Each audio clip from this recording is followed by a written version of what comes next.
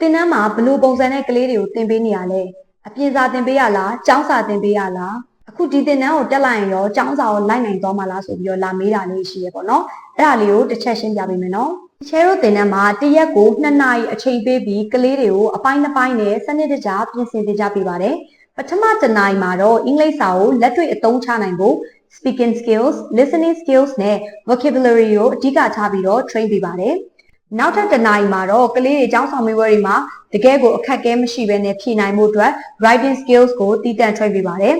grammar ကိုလည်းအခြေခံအဆင့်ကနေစပြီးတော့ advanced level ထိစနစ်တကျထပ်ခါတလဲလဲသင်ကြားပေးပါတယ်ဘာသာစကားတစ်ခုဖြစ်တဲ့အတွက်ကြောင့်မလို့ pause scale လုံးကို teacher တို့ကတော့မျှတအောင်အားနည်းနေတဲ့နေရာတွေပို့ပြီးတော့ဖိပေးရပေါ့နော်အဲ့ဒါတော့ကျောင်းသူကျောင်းသားတယောက်နဲ့တယောက်မတူတာဖြစ်တဲ့အတွက်ကြောင့်မလို့အားနည်းတဲ့အပိုင်းလေးတွေကိုဖြည့်ဆည်းပေးတယ်ပြီးတော့အားသာတဲ့အပိုင်းတွေကိုလည်းအမှားယွင်းမရှိအောင်မပေါ်စားအောင်ထပ်ခါစနစ်တကျလေ့ကျင့်သင်ကြားပေးပါတယ်ဒီချေတို့သင်တန်းက weekday ဆိုရင်တော့ညနေပိုင်းအချိန်က4-6ရှိပါမယ် weekend ဆိုရင်တော့မနက်ပိုင်း9-7ရှိပါမယ်နောက်ထပ်သိချင်တာလေးရှိရင်လည်းမေးခဲ့နော်